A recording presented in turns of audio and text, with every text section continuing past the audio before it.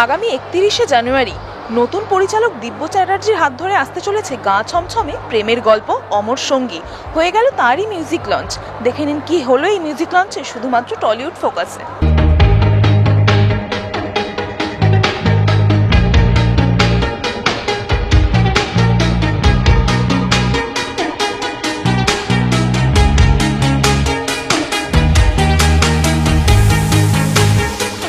আমরা আমাদের পছন্দের কাজটা করি, অনেকেই তো অনেকের পছন্দের কাজটা করতে পারেন না জীবনে, খুব আফসোস থাকে তাকে হয়তো কেরানিগিরি করতে হয়, কিন্তু তার ইচ্ছে ছিল সে হয়তো একজন গিটারিস্ট হবেন বা ছবি আঁকতেন, তাকে একটা অন্য কাজ করতে হয়। কিন্তু আমরা যেটা করতে চেয়েছি জীবনে, যতটুকুই পারি আর কি করতে, সেটা কিন্তু আমি পছন্দের। এর থেকে বেশি আনন্দ তো সত্যি কিছু যখন আমরা একটা ফ্লোরে যাই, একটা নতুন চরিত্র তৈরি করি, তার তো একটা আনন্দ থাকে, নতুন একটা পুরো টিম, হ্যাঁ, নতুন মানুষদের সাথে, মানে ধরো একজনের সাথে অনেক দিন ধরে তুই কাজ করছিস, তখন তার সাথে একটা আলাদা বন্ডিং থাকে। আর একটা নতুন বন্ডিংটাও কিন্তু খুব মজার হয়, কারণ আমি জানি না কি ধরনের কেমিস্ট্রি তৈরি হবে, কি ধরনের ফ্লোরে ও কি ধরনের ব্যবহার করে।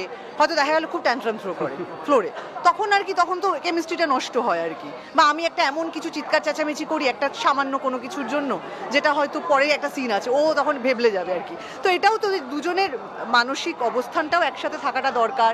ডিরেক্টর, মানে প্রত্যেক টেকনিশিয়ান যে দাদারা দিদিরা আছেন আর কি ফ্লোরে, সবার সাথে একটা তো ইকুয়েশনের উপর, এটা তো টিম ওয়ার্ক। তো এটা খুব মজা করে হয়েছে, খুব ভালোভাবে হয়েছে। একটা সিন আমরা অনেক দিন ধরে একটা স্ক্রিপ্ট, সেই স্ক্রিপ্টে হয়তো আমার একটা কোনো সিন পছন্দ হয়নি, সেটা ডিরেক্টর এমনই মানে আমাদের সাথে বন্ধুত্ব আর কি, ও সেই জায়গাটা আমাদের দিয়েছে যে বল তোর কি মনে হচ্ছে। ও হয়তো কোনো সিনে বলেছে যে না এটা আমার মনে হচ্ছে, তো এটা আমরা নিজেরা কয়েকটা ইম্প্রোভাইজ করেছি, ডিরেক্টরের অনুমতি নিয়ে করেছি আর কি। তো এই যে জিনিসগুলো, বা হয়তো 5বার টেক হয়েছে, 5বারই হয়তো আমি আর বিক্রম না আরেকবার নেই আরেকটু আমরা বেটার করতে পারবো, সময় নেই, আমরা খুব কম সময়ের মধ্যে তো এখন কলকাতায় শুট করি আর কি। তো সেটা বিক্রম হয়তো বলেছে যে আরেকটুখানি আমরা একটা করবো, আরেকটা দেবো, আমিও বলেছি না ভাই আরেকটা প্লিজ কর। মানে এই যে এই জায়গাগুলো রয়েছে, তো সেটা ছবিটাকে ভালো করে আর কি। মানে আমি জানি না ভালো হবে কি হবে না, সেটা দর্শকে দেখে বিচার করবে, কিন্তু আমাদের কাজটা করতে আমি এটা বিশ্বাস করি যে আমরা কাজটা করে খুব মজা পেয়েছি ডেফিনেটলি। আর আমার আর সোহিনীর একসঙ্গে অনস্ক্রিন একটা প্রথম কাজ হলো।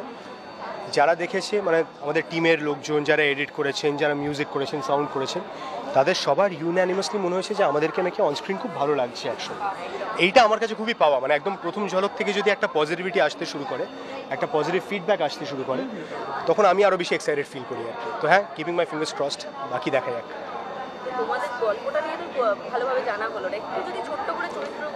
গল্পটা নিয়ে ছোট্ট করেই বলতে পারবো, মানে এটা থ্রিলারের থেকেও বেশি রিস্কি পুরো জিনিসটা বলে দেওয়া, বুঝতে পারলি তো? হ্যাঁ, মানে এমন কি তুই এমনই একটা গল্প আমরা চুজ করে ফেলেছি যে কিছুই বলা যাবে না। বাট অনুরাগ এবং জয়ী আমাদের দুজনের চরিত্রের নাম।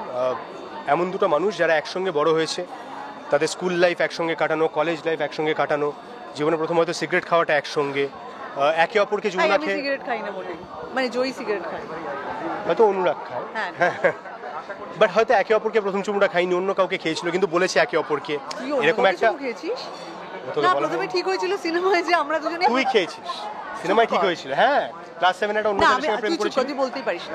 আমি বলছি জীবন খুব আনপ্রেডিক্টেবল, তো এই গল্পটার মধ্যেই সেটা রয়েছে আর কি, যে আমরা জীবনে ভাবি যে আমরা বিয়ে করব, আমাদের এইরকম একটা চাকরি হবে, এরকম এইভাবে ঘুরতে যাব, কিন্তু আমরা জানি না যে আমাদের জীবন কোন খাতে বইবে আর কি। তো এইটুকুনি আর কি গল্পের, যে আমরা এটা গল্পে না, but it's an eternal love story. দুটো মানুষের একদম ছোট্টবেলা থেকে বড় হওয়া, সারা জীবন একসঙ্গে কাটাতে পারা, ডিসপাইট অল পসিবল প্রবলেমস, এই নিয়ে একটি গল্প, একটি out and out old school প্রেমের গল্প একদম।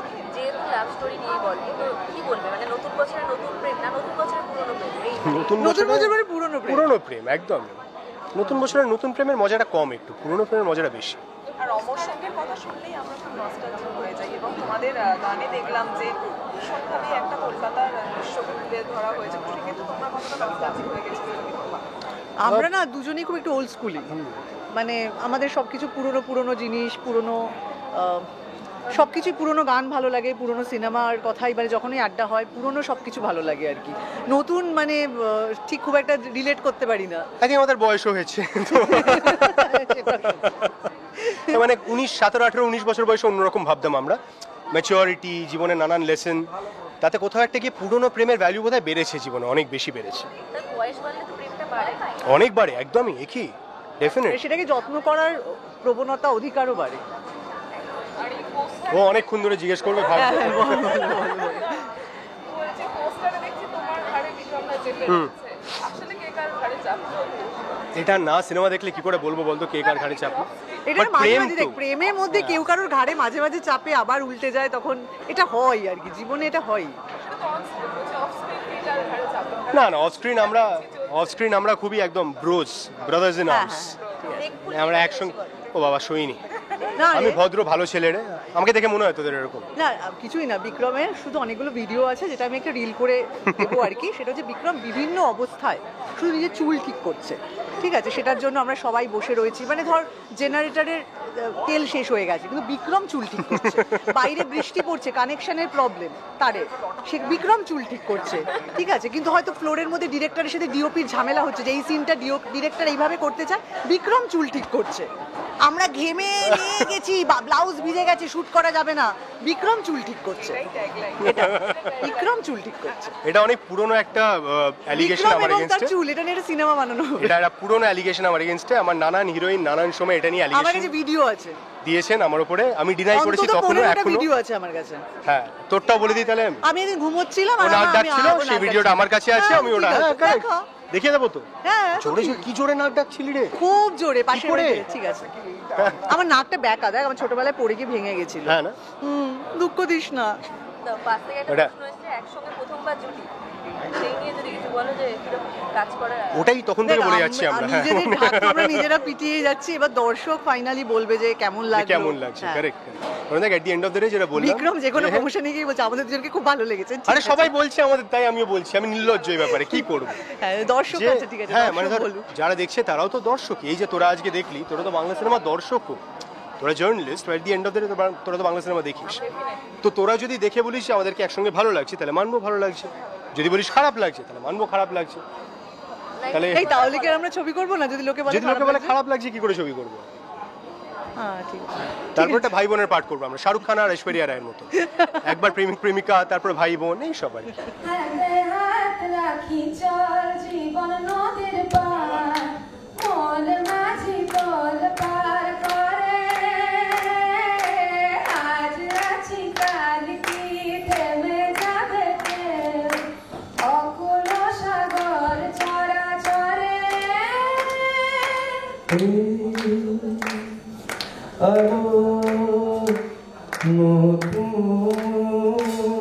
ভরে পাকের বাবু ডোরে জানি না কি আছে এ চলার শেষে শিউলি ধরেছে কি ভালো এই কাজটা অ্যাকচুয়ালি অনেক দিন ধরে করা কাজটা, তো সেই ক্ষেত্রে দাঁড়িয়ে আমার এক্সপিরিয়েন্স খুব খুব খুব ভালো, খুব মজার, খুব আনন্দের।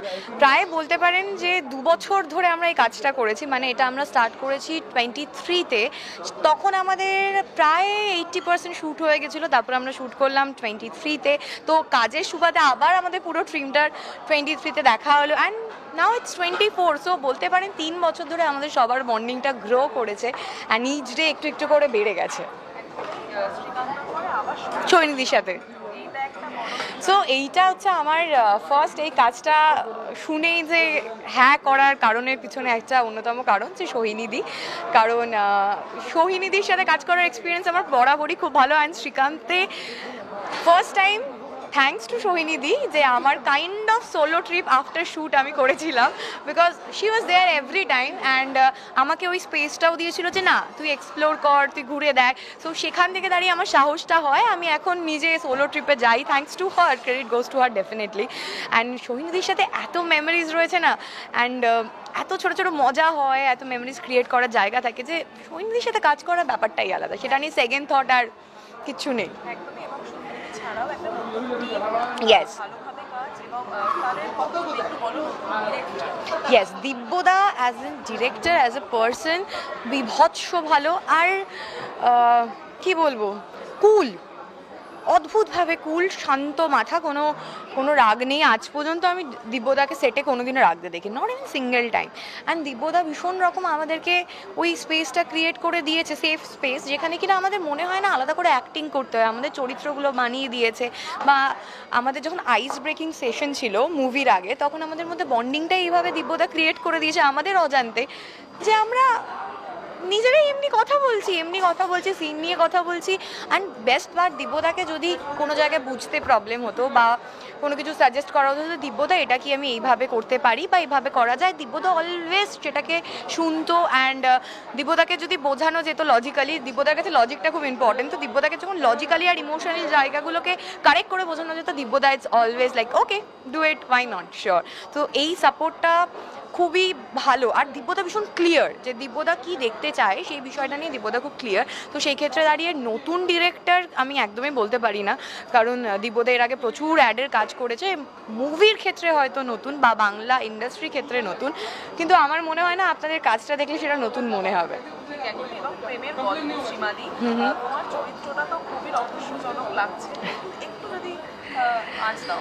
রহস্যজনক আমি কতটা জানি না, বাট হ্যাঁ, আমার চরিত্রটা বন্ধুর মতো, যে বন্ধুটা আমরা ক্রেভ করি লাইফে, যে বন্ধুটা আমরা হোপ করি লাইফে, যে বন্ধুটা আমরা দেখতে পাই লাইফে, ঠিক সেরকমই একটা বন্ধু, যে তোমাকে জাজ করবে না, যে তোমাকে তোমার মতন করে ভালোবাসবে, তেমনই একটা বন্ধু, যে তোমার আপস অ্যান্ড ডাউন দুটোই দেখবে, অ্যান্ড যে কোনো রকম সিচুয়েশনে তোমার পাশে থাকবে, যার কাছে ইম্পর্টেন্ট হচ্ছে বন্ধুর ভালো থাকা, বন্ধুর খুশি থাকা।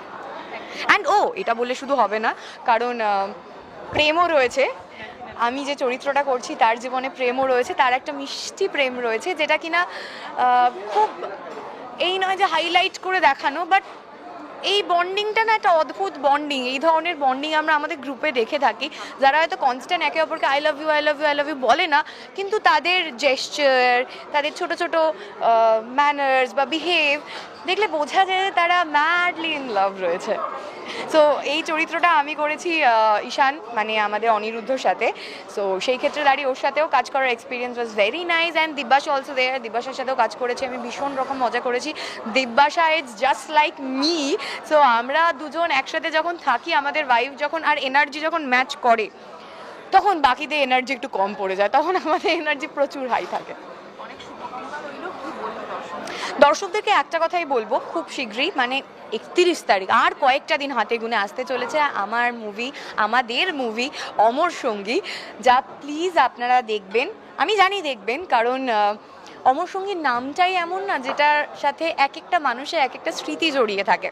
অ্যান্ড আমার মনে হয় কোথাও না কোথাও গিয়ে অমর সঙ্গী পুরো বিষয়টায় তো হালকা প্রেম রয়েছে কোথাও না কোথাও, সেটা আমরা অস্বীকার করতে পারবো না। এই অমর সঙ্গী দেখতে গিয়ে কিন্তু আপনার সেই প্রেমটা হয়তো ফিরে আসবে বা জেগে উঠবে, বা সেই প্রেমের স্মৃতিগুলো আপনার মনে পড়বে। সো থ্যাংক ইউ, প্লিজ দেখবেন অমর সঙ্গী। ভালোবাসার মানুষকে নিয়ে, আর যদি ভালোবাসা করতে চান, এমন একজন কাউকে নিয়ে চলে যান, যাকে গিয়ে বলে দিতে পারেন সবার সামনে, হয়ে যাও তুমি আমার লাইফের অমর সঙ্গী। Thank you. তোমার চোখের আদিম নীলা, তোমার চোখের আদিম নীলা, দিলাম তোমায় রাই কমল। তোমার চোখের আদিম নীলা, দিলাম তোমায় রাই কমল। উড়াল সেতু ভুলিয়ে দিল, উড়াল সেতু ভুলিয়ে দিল, একলা থাকা রাত মহল। নতুন বছরে নতুন কাজ, এমন এরকম একটা কাজ করে ভীষণ মজা করেছি, প্রচণ্ড আনন্দে কাজটা করেছি। তো আমরা ভীষণ এক্সাইটেড 31 জানুয়ারির জন্য, যে আমরা যে কাজটা এত সুন্দরভাবে যত্ন করে করেছি সেটা মানুষ আসুক। হ্যাঁ হ্যাঁ, এবং দিব্যাশাও কিছুক্ষণ আগে বলছিল, it's probably the best way to begin this new year. আমরা জানতাম না, মানে যখন আমরা শুনলাম 31 jan মানে ফিল্মটা আসছে, মানে উই ওয়ার জুবিলেন্ট আর কি। মানে এরকম ভাবে বছর প্রথম জানুয়ারি, প্রথম মাস নতুন বছরে, প্রেমে বছর শুরু করতে কার না ভালো লাগে, সেখানে অমর সঙ্গীর মতো যদি একটা ছবি আসে, তো আমার মনে হয় দর্শকদের সত্যি খুব ভালো লাগবে।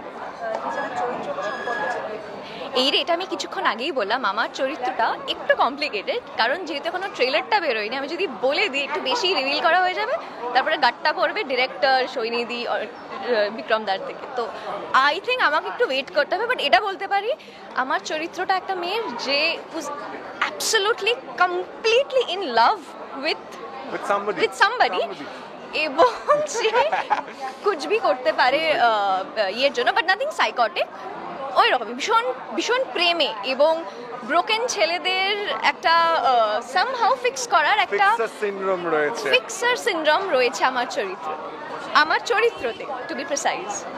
ওর চরিত্রটা আমি এটাই আগেও বললাম যে ওর চরিত্রটা এমন একটা গল্পের সাথে এমনভাবে জড়িয়ে রয়েছে যেটা বেশি রিভিল করলে অলমোস্ট গল্পে যে সেন্ট্রাল কনফ্লিক্ট সেটা রিভিল করা হয়ে যায়।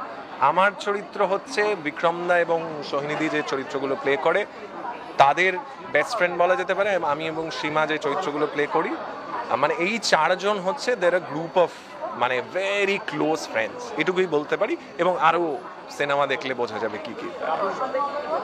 দর্শকদের বলবো নতুন বছরে জানুয়ারি 31 একটা অদ্ভুত সুন্দর সময়, এখনো ফেস্টিভিটির মুডটা মানুষের মধ্যে আছে, একটা উৎসবের পূর্তি রয়েছে, আনন্দ রয়েছে।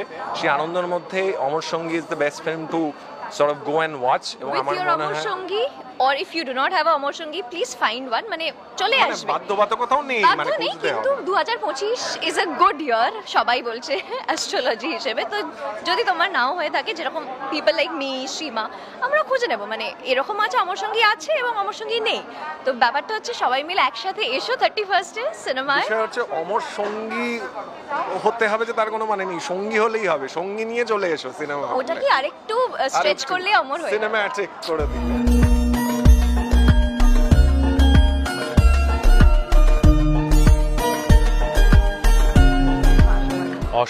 অসাধারণ পুরো, মানে এত মজা হয়েছে যে আবার আরেকটা করার জন্য মানে কান্ট ওয়েট, খুবই মজা হয়েছে। আর মেন ব্যাপার যেটা ছিল যে মানে অভিনেতারা বলো বা ক্রু, মানে আমাদের টিমের যারা টেকনিশিয়ান সবাই না বন্ধু, আমরা একে অপরকে আগে থেকে চিনি। এরকম নয় যে ছবির সূত্রে আলাপ নয়, মানে আলাপ তার জন্যই ছবি, একটা জোন ছিল। বিক্রমকে আমি অনেক দিন ধরে চিনি, অভিনব আমার ছোটোবেলাকার বন্ধু, সোহিনীকে আমি আবার আলাদা সূত্রে অনেক দিন ধরে চিনি। তো এরা সবাই একসাথে হয়ে যাওয়াতে একটা অসাধারণ একটা এনার্জি চলতো, যে এটা একটা মানে মজার ছলে কাজ, কিন্তু খুব প্রত্যেকে খুব সিরিয়াস, স্পেশালি বিক্রম সোহিনী, ওরা কাজটাকে খুব সিরিয়াসলি নেয় এবং খুবই সিনসিয়ার ক্রাফটার প্রতি। তো সেটাতে কী হতো, একটা ফ্রেন্ডলি একটা বাট কম্পিটিটিভ একটা অ্যাটমসফিয়ার থাকতো, কি সবাই কাজটা ভালো করে করতে হবে। তো সেটা খুবই হেল্প করেছে আমাদের যারা ক্রু, মানে ধরে নাও যে ক্যামেরাম্যান অভিমন্যু আমার অনেক পুরনো বন্ধু, বম্বেতে আমরা একই বিল্ডিংয়ে থাকি। মিউজিক নীল অধিকারী আমার অনেক পুরনো বন্ধু। আমির এডিটার, আমার ক্যারিয়ার জবে থেকে শুরু ডিরেকশনে, তবে থেকে আমির আমার কাজ মানে আমার জন্য কাটছে। সো কুল, মানে সব মিলিয়ে না সবাই একটা খুব ফ্রেন্ডলি অ্যাটমসফিয়ার, মজা হই হই করে কাজটা হয়েছে।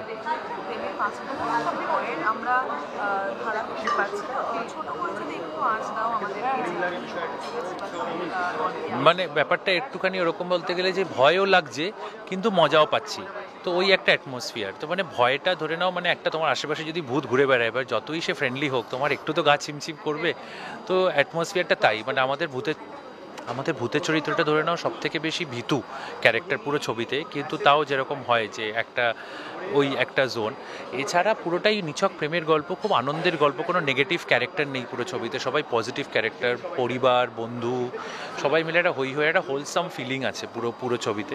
এবারে সিচুয়েশনের সূত্রে কি হয় কি না হয় সেটার জন্যই দেখতে হবে। এটা খুবই ভালো এক্সপিরিয়েন্স। অমর সঙ্গীর পুরো টিমটা খুব ইয়াং, এটা আমার খুব ভালো লাগছে।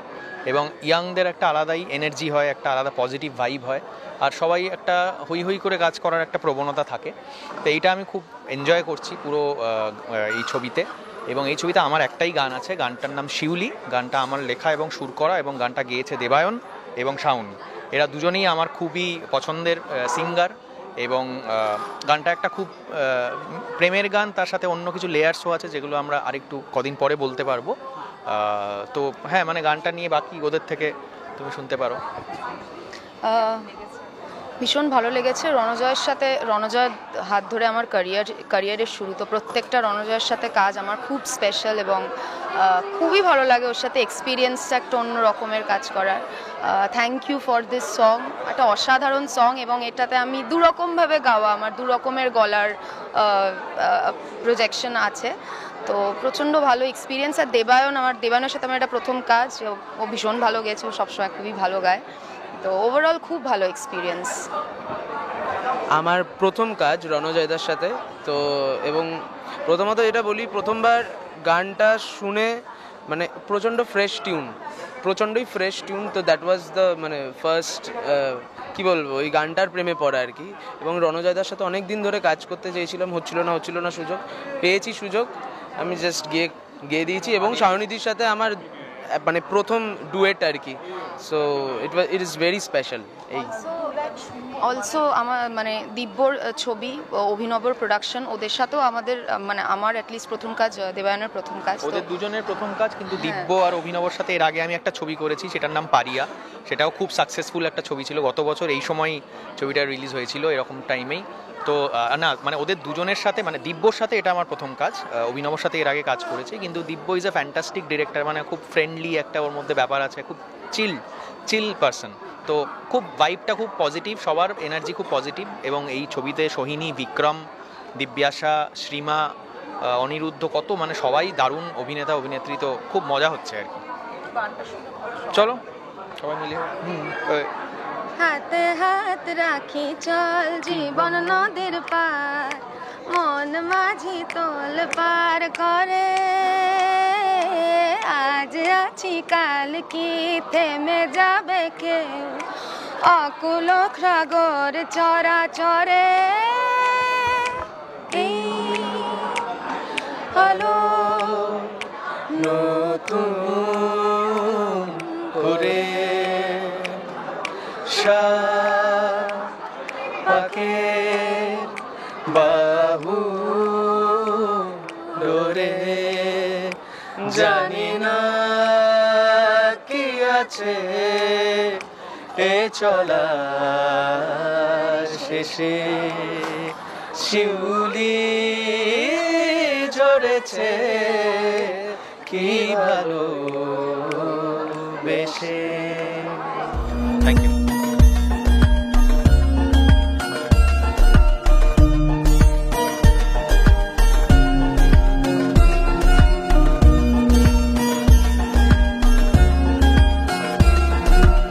টলিউড ফোকাস কলকাতা চ্যানেলটি আপনাদের ভালো লেগে থাকলে লাইক করুন, সাবস্ক্রাইব করুন এবং আপনাদের পছন্দের ভিডিওটি অবশ্যই শেয়ার করুন।